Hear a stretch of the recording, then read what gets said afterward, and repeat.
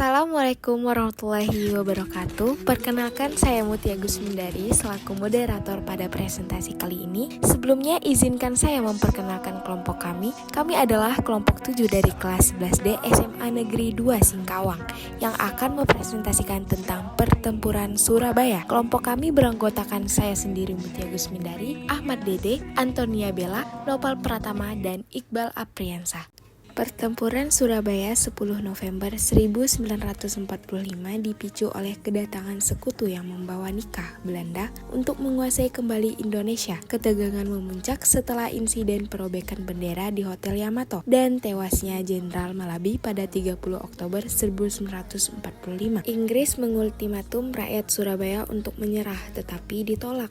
Akibatnya pada 10 November sekutu melancarkan serangan besar-besaran. Meski akhirnya Surabaya jatuh, perlawanan heroik rakyat menjadikan peristiwa ini sebagai simbol perjuangan yang kini diperingati sebagai Hari Pahlawan. Pembahasan yang kedua yaitu alur peristiwa. Pertempuran ini bermula saat kedatangan tentara Inggris di Surabaya pada 25 Oktober 1945 di bawah pimpinan Brigadir Jenderal Malabi. Pada 27 Oktober 1945, tentara Inggris mulai menduduki gedung pemerintahan yang dipertahankan oleh rakyat dan pemuda Indonesia sehingga terjadi pertempuran. Pada 29 Oktober 1945, atas permintaan Letnan Jenderal Christison, Presiden Soekarno terbang ke Surabaya untuk menghentikan pertempuran. Usaha tersebut berhasil dengan tercapainya gencatan senjata.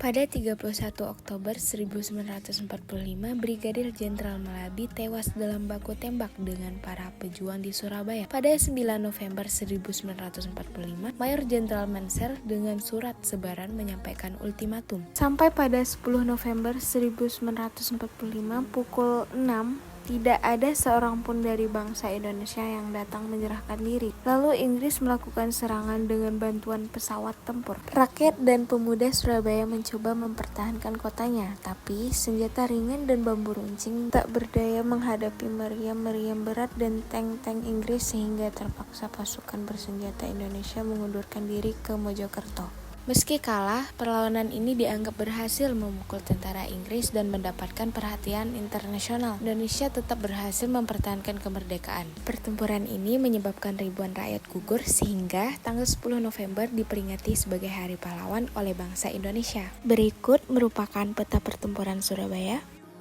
Berikut adalah pihak dari Indonesia. Yang pertama ada Bung Tomo dan Maijen Sungkono. Lalu ini ada HR Muhammad Mangundiprojo dan KH Hasyim Asyari. Dan yang terakhir adalah Sutomo. Berikut merupakan pihak Inggris yaitu Jenderal Eric Cardin Robert Mansard dan Aubertin Walter Suter Malabi.